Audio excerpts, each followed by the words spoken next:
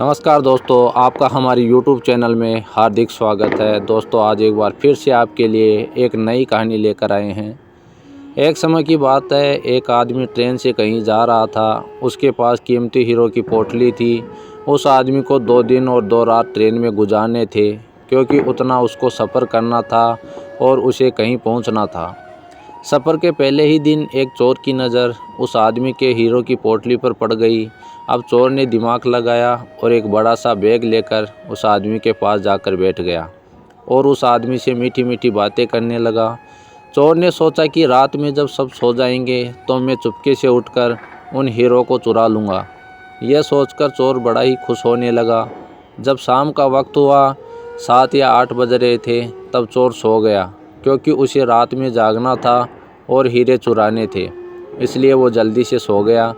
जब उस आदमी की सोने का वक्त आया, उस आदमी ने चुपके से अपने हीरो की पोटली अपने बैग में से निकालकर उसके पास जो आदमी सोया था उसके बैग में डाल दी, और उस आदमी के पास कौन सोया हुआ था? वह चोर ही सोया हुआ था। यह सब करने के बाद वह आदमी आराम से सो गया। रात के जब 2-3 बज रहे थे, तब वो चोर उठा और उसने देखा सब लोग सो गए हैं।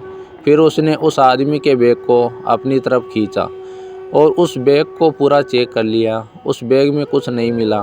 वह परेशान हो गया। सारी रात उसे आदमी के बैग को चेक करने के बाद जब उसे कुछ न मिला, तब उसने देखा कि सुबह के 4 बज रहे थे। तब वह सो गया। उसके सोने के बाद में वह आदमी उठा। उसने अपने हीरो की पोटली उस चोर के बैग से निकालकर अपने बैग में वापस रख ली। जब सुबह हुई और वो चोर सोकर उठा, उसने देखा कि हीरे की पोटली तो उस आदमी के पास ही है। उसे लगा कि रात में मैंने कुछ गड़बड़ किया है, शायद उस आदमी के बैग को अच्छे से चेक नहीं किया। उसने फिर से प्लान बनाया कि इस रात बैग को अच्छे से चेक करना पड़ेगा। वह चोर फिर से शाम होती 7 बजे जल्दी से सो गया और उस आदमी ने फिर से अपने हीरो की पोटली को अपने बैग से निकालकर उस चोर के बैग में डाल दी। चोर रात में फिर से उठा, उस आदमी के बैग को खींचा, फिर से ढूंढने लगा, लेकिन हीरे नहीं मिले। वह परेशान होकर फिर से सो गया। वह आदमी सुबह के 5 बजे उठा, अपने हीरो की पोटली चोर के बैग से निकालकर अपने बैग में वापस डाल दिया।